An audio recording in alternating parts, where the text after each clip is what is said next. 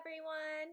I just wanted to share a little trick with you. I built these gas pipe and melamine shelves in my now craft room.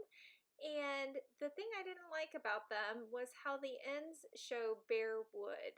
And so I thought there could be a better way to get rid of that particle board look that you get when you cut it to be the size that you need. So I tried painting, but you really just saw the divots in the wood. So here you can see it actually is nice and smooth.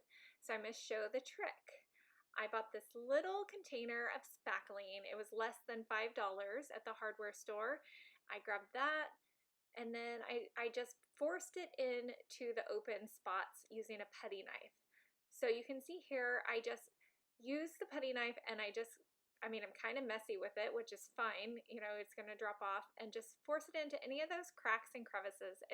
This brand will go on pink, but it will dry white. So once it's dry and it's white, then you know it's complete and it's ready to go ahead and paint. After I am done forcing the spackling into all the crevices, I'm just going to use my bare hand and wipe off any of the excess that's come over the edges.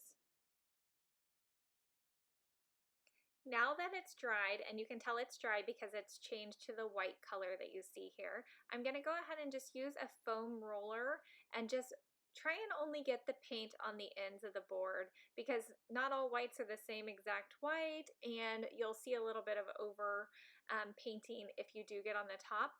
But I am such a messy painter, I literally will just wipe that off with my hands and then you won't see it. You can use whatever you like. I'm just kind of messy when I do this job. Now you can see again how much of a difference that made, showing the particle board inside of the melamine shelves versus having the nice finished edge that you see here. Here is one final look at the finished project for these shelves that I made. I'm very pleased with how they turned out, and I will be sharing with you how I made them in a future video.